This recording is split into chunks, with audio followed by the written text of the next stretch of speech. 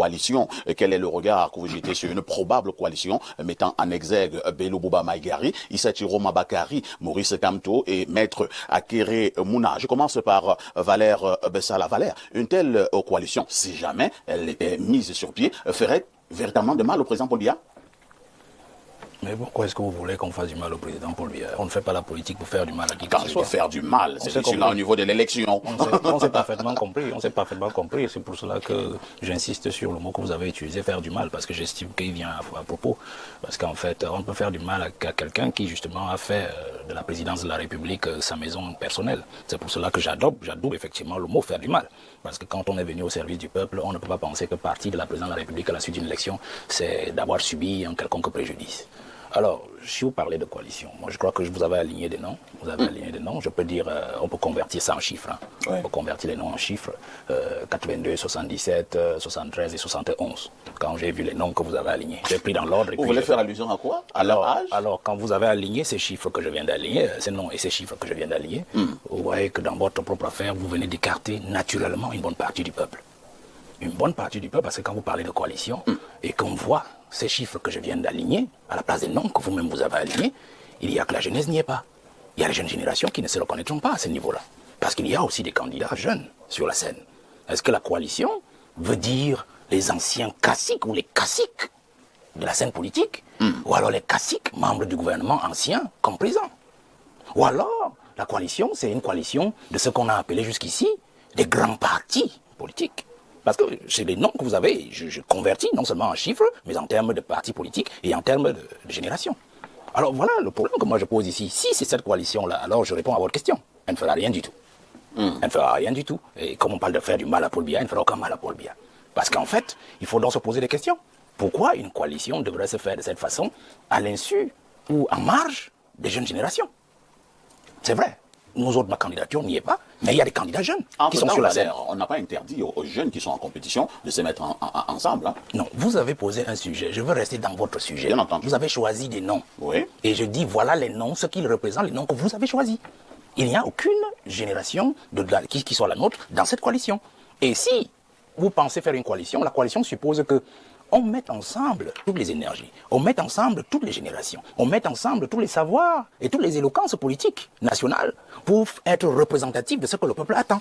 Ça veut dire que là, nous sommes dans une génération qui est celle du président de la République et qui justement va encore nous imposer quelque chose comme on ne veut pas en octobre. Alors pour entrer au fond, quand vous dites prenons un à un, je crois que M. Blériot a commencé un décortiquage tout à l'heure, mais je vais commencer, vous avez dit Bello. Bello n'est pas seulement l'ami du président. Bello, c'est le frère du président. Ah bon?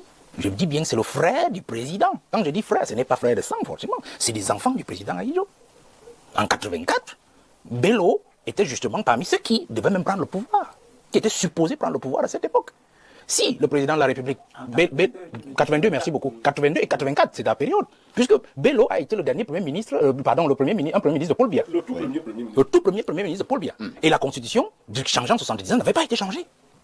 Ça veut dire que si le coup d'État, par exemple le coup d'État manqué d'août 1983 avait réussi, Bello aurait été naturellement président de la République, puisqu'il était le dauphin constitutionnel du président de la République. Vous comprenez? Alors, si nous continuons dans ce sens-là, il a dit des choses sur le président Bello Bouba. Mais ce qu'on ne dit pas aussi, c'est que même étant en exil au Nigeria, puis allé en France, Paul Biya s'occupait de son frère. Paul Biya s'occupait de son frère au Nigeria, pour qu'il ne manque de rien. Quand il revient, bon, l'histoire vous la connaissez, les autres sont là, il a récupéré, vous appelez ça comment, l'UNDP, tout ça, bon, ça vous la connaissez. Et puis bon, je ne sais pas si on peut appeler ça trahison ou opportunisme, bon, chacun va en juger. Mais l'histoire est là pour montrer qu'en fait, que ses affinités avec Paul Biya n'ont jamais souffert vraiment de grands couacs. Vous voyez? Alors si on part seulement de ces éléments-là, on va se dire, est-ce qu'il est crédible? Bon, on parle de crédible, est-ce que dans le combat actuel, on peut lui faire confiance? Moi, je préfère parler de confiance. Alors, vous parlez de Chiroma. Chiroma, bon, on peut dire qu'il n'était pas très éloigné de la table. Souaïdo. Il n'était pas très éloigné de la table, puisqu'il était encore plus jeune que les autres, mais il était montant. Et quand il arrive dans les années 90, il sort aussi de prison avec toutes les souffrances que lui-même il dit avoir subies, on se rend compte qu'il a pris aussi une trajectoire qui, justement, a été de favoriser celui qui était au pouvoir, justement, qu'il avait récompensé avec le premier poste de ministre des Transports, où il a dû faire environ 4 ans. Une fois au prison, on sait ce qu'il en a dit. C'est ce qu'il en a dit de Paul Biya à toute cette époque-là. Jusqu'au jour où il a pensé, le 30 juin 2009, qu'il faut le rappeler parce qu'il n'est pas bon qu'il aboie hors du gouvernement et parce que le Nord étant difficile, il fallait bien qu'on le ramène à la maison. On connaît toute l'histoire jusqu'à aujourd'hui. Est-ce qu'on peut lui faire confiance? Moi, je pose seulement des questions. Alors, vous avez parlé du troisième, Akere Mouna. C'est aussi un fils de la table. C'est aussi un fils de la table. Ah bon? Akere, non, parce que quand vous dites Akere, ce qui m'intéresse, c'est Mouna. C'est Mouna qui, en fait, est le code d'Akere. Président de l'Assemblée nationale, grande élite du Cameroun, de nord-ouest, sud-ouest, ainsi de suite. Et on sait, dans des épilogues, et même ils savent quelles étaient les relations de Paul Biya, Premier ministre, et son père. Quelles étaient les relations de Paul Biya, président de la République, et son père. Jusqu'au moment où son père décidait de démissionner, je crois, en 1994, alors qu'on lui avait confié la commission sur la lecture de la Constitution. Où justement son père pensait que c'était une déception de l'amener à penser qu'on peut créer une république alors qu'on avait une république fédérale. Et lui pensait qu'il ne peut pas travailler dans une telle commission parce que c'est Ahidjo qui avait eu raison, par exemple, avec ses pères, d'instituer une fédération au Cameroun et qu'il fallait plutôt revenir à la fédération à 2 États de 1960. Vous allez chuter. Donc, voilà aussi un fils de la table. Et maintenant, le dernier, quand vous parlez donc de le dernier, le professeur Kamto, bon, il n'est peut-être pas un fils de la table.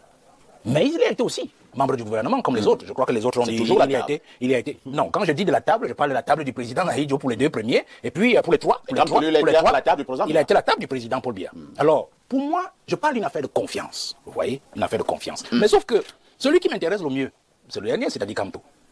Parce que il est sorti très tôt, 2011.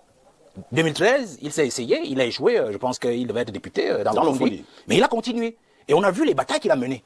Avec beaucoup d'imperfections, parce que nul n'est parfait, mais on a quand même vu cette volonté de secouer le cocotier. Vous voyez, il en a pris des noix de coco sur sa tête, et on a vu le résultat au Conseil constitutionnel. Pour moi, je pense qu'il aurait été le plus crédible, le plus digne de confiance. Et je crois que l'épisode du Conseil constitutionnel nous a vraiment démontré qu'en fait, c'était même l'homme en fait, qui faisait le plus peur au gouvernement, même s'il a été aux côtés de Paul Biya comme ministre. Et d'ailleurs, je suis contre ceux qui pensent que travailler comme ministre, accepter un poste comme ministre ou ceci, vous enlève quelque chose, parce qu'en fait, le poste de ministre n'appartient pas au gouvernement, n'appartient pas à Paul Biya. Le poste de ministre, ministre d'ailleurs, en latin, ministra, veut dire servir.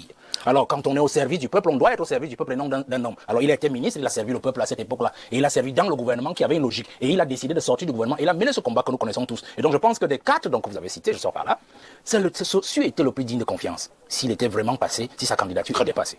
Merci. Toi qui regardes, n'oublie pas de liker et de commenter. Vraiment, si tu n'es pas encore abonné, fais-le.